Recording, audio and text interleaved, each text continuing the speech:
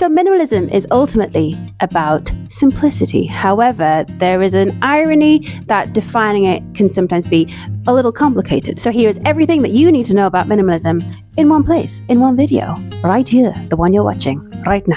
It starts with decluttering. Now, this could be physical decluttering. This could be keeping stock of where your energy goes and where your time goes. This could be budgeting. But whatever form it takes, it starts with decluttering, because through decluttering, we learn these three very important things. The first thing that decluttering teaches you is how to confront things. And this is so important because so many of our baked in issues come from childhood, and that's not a time for confronting things. But then when we get to the time of our life when we have money to spend on things, so much of this can actually be fueled by these unaddressed baked in issues from childhood. So by systematically going through your things, questioning what they actually mean to you, why you acquired them in the first place, why you bought them, why you spent your time and your energy looking after these things. When you look at how you've been treating your space, how you've been treating your belongings, you can kind of see how it reflects your inner world. Our outer world reflects our inner world and vice versa. So when we take the time to actually go through our outer world, we realize, oh my goodness me, my inner world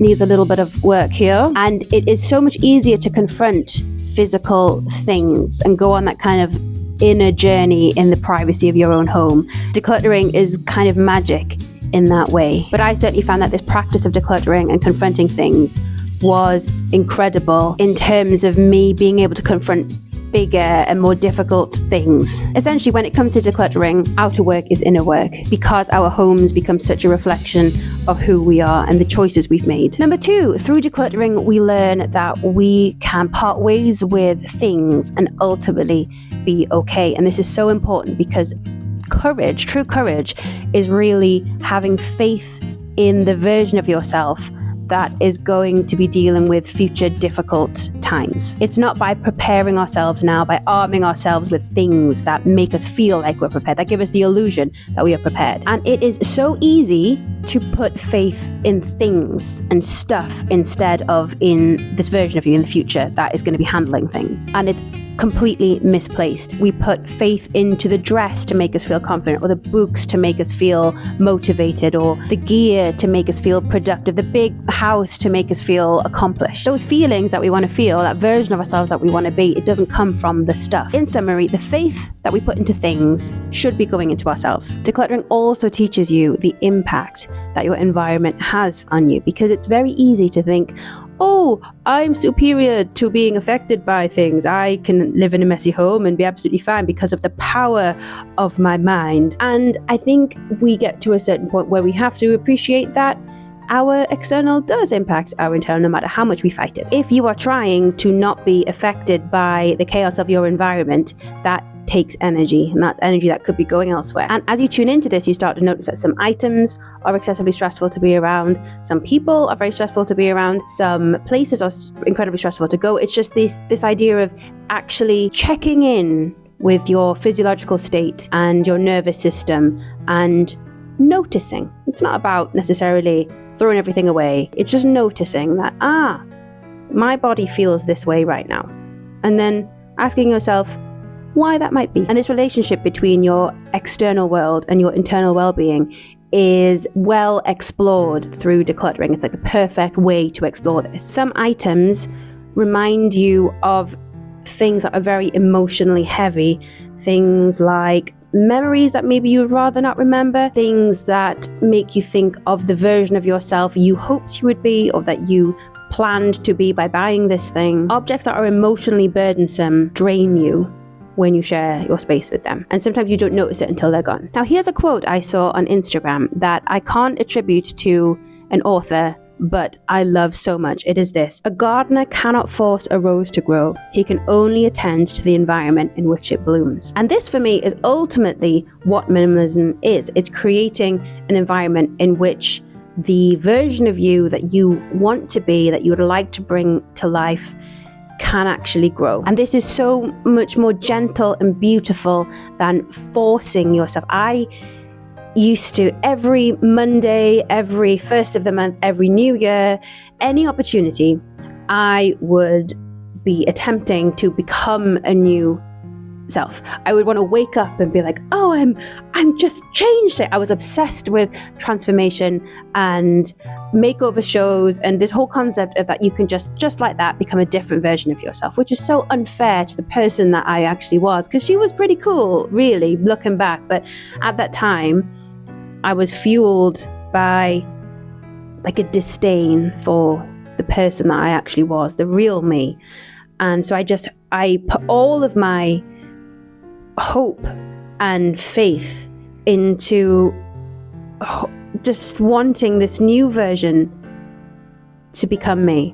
I'm getting a bit sad thinking about that, actually. Like, I wanted to wake up as somebody else. And it was like I wanted to spark this new version of me into life every time I bought something. And there were some items for me that really made me feel like she was on her way. So things like a new notebook, a new dress that I felt really beautiful in. It was these sorts of things.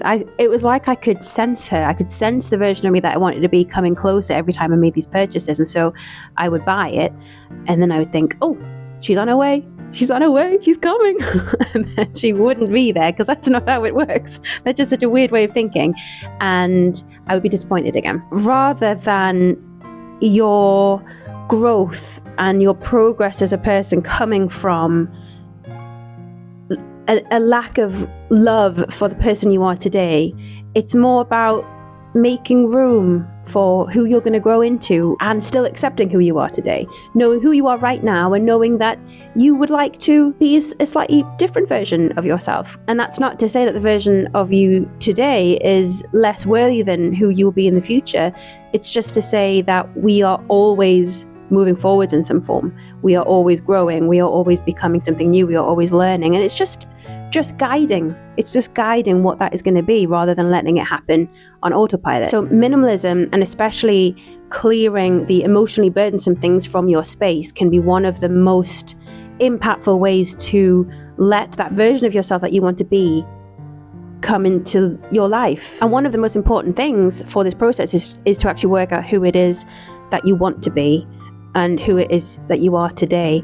And it always starts with observation. That is the first step of a minimalist cycle. You observe your internal world, you observe your external world, and you observe the relationship between the two. And then the next step is analysis. You have to think about what that actually means. What is the relationship between the two?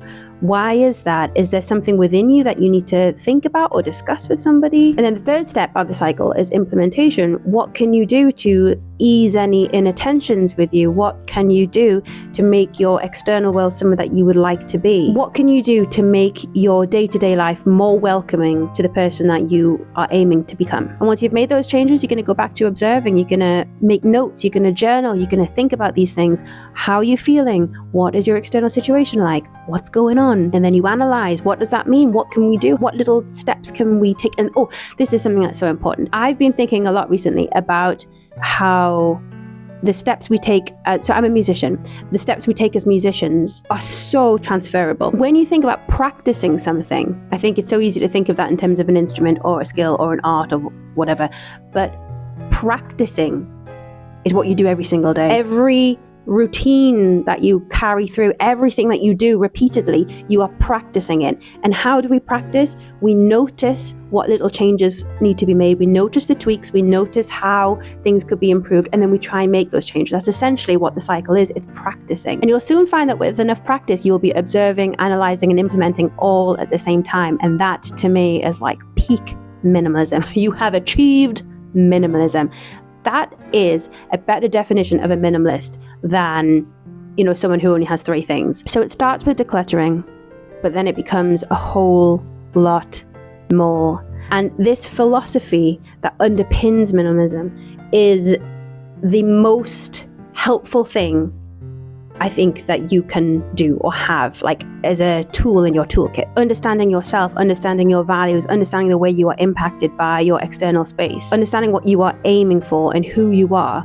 These are things that it is surprisingly easy to go through your life without actually properly thinking about. So I don't want to talk for too long, because this is something I can talk about for ages, but that is a kind of brief overview of my minimalist philosophy as it currently stands. There's so much more I could go into.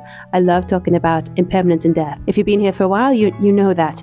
And that is certainly a massive thing in terms of minimalist philosophy, but I just wanted to give like an overview. And something that I need to say also is that minimalism is going to be different for every single person, because every person needs something different from their environment. So if you see anything that's kind of like, oh, you should only own this many things, or declutter one thing a day for a year and everything will be great, I would just stay away from those things. And another thing to say, this is becoming a weird ending to the video, is that decluttering, in my opinion, doesn't mean getting rid of stuff. I know that's wild, but decluttering means going through your things and working out what to keep and what not to keep. So it could be that you go to declutter, you decide that everything you own is worth keeping, and that could be your form of decluttering. I think we put this pressure on ourselves to get rid of stuff because that we think that is success, that is true decluttering. It's not. It doesn't have to be. Decluttering can just be, seeing what is worth keeping in your opinion and then keeping it. So that is everything you need to know as an introduction to minimalist philosophy, in my opinion. And I'm sure after I post this video, I think about so many more different things. But please let me know what you think in the comments. Subscribe if you're not already subscribed. I hope minimalism is improving your life as much as it has improved mine. And I will see you in the next video. Lots of love. Goodbye. Goodbye.